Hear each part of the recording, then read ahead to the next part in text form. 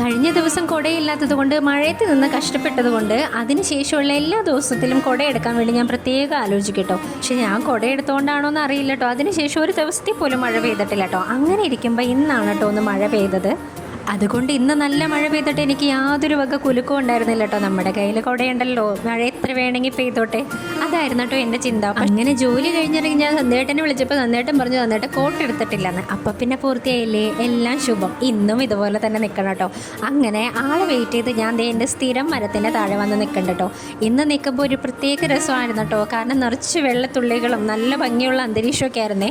കഴിഞ്ഞ ദിവസം 5 മിനിറ്റ് കൊണ്ട് വരാമെന്ന് പറഞ്ഞ് സന്ധ്യേട്ടൻ അരമണിക്കൂറിന് ശേഷമായിട്ടാണ് വന്നത്. അതുകൊണ്ട് ഞാൻ വലിയ പ്രതീക്ഷയിലൊന്നല്ല കേട്ടോ ഇരുന്നത്. എനിക്കറിയായിരുന്നു എത്രയായാലും ലേറ്റ് ആവുമെന്ന്. എന്തായാലും വീട്ടിൽ പോകുമ്പോൾ ഫുള്ള് നനയണം എന്നുള്ളത് കൊണ്ട് ഞാൻ അവിടെ വെള്ളമൊന്നും നോക്കണ്ട, ആ സ്ലാബിൽ തന്നെ അങ്ങ് ഇരുന്നു കേട്ടോ. എന്തായാലും നനയണല്ലോ, എങ്കിൽ പിന്നെ ഇപ്പോഴേ നനഞ്ഞേക്കാന്ന് വിചാരിച്ചിട്ടോ ഞാൻ അവിടെ ഇരുന്നത്.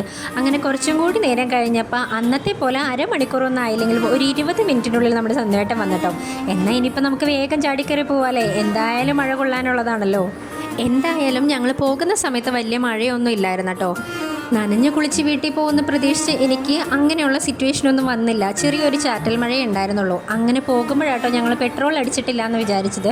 അങ്ങനെ വേഗം നമ്മുടെ പെട്രോൾ പമ്പിൽ കയറി കേട്ടോ. കാരണം ഇനി വരുന്ന അടുത്ത മഴയ്ക്ക് മുമ്പേ നമുക്ക് നമ്മുടെ വീട് എത്തണം കേട്ടോ. അങ്ങനെ ഞങ്ങൾ പെട്രോൾ അടിച്ച് നേരെ ഞങ്ങളുടെ സ്ഥിരം ബേക്കറി കയറി കേട്ടോ. ഇവിടെ നിന്നാട്ടോ ഞങ്ങൾ ചിപ്സും അങ്ങനെയുള്ള സ്നാക്സൊക്കെ മേടിക്കാറ്. എന്നാൽ പിന്നെ ഇന്ന് നല്ല ചൂട് പരിപ്പോടെ വാങ്ങാമെന്ന് വിചാരിച്ച് ഞങ്ങൾ അതും മേടിച്ചിട്ടാട്ടോ വീട്ടിൽ പോയത്. പക്ഷേ വീട്ടിൽ ചെന്നപ്പോൾ ഇവിടെ കറണ്ട് ഇല്ലായിരുന്നു കേട്ടോ. എന്നാൽ പിന്നെ കുറച്ചു നേരം വെയിറ്റ് ചെയ്യാമെന്ന് വിചാരിച്ചിട്ടും കറണ്ട് വരുന്ന ലക്ഷണമൊന്നും കാണുന്നില്ലേ. അങ്ങനെ ഇരുട്ടത്തിരുന്നിട്ടാട്ടോ ഞങ്ങൾ ചായയും പരിപ്പോടെയൊക്കെ കഴിച്ചത്.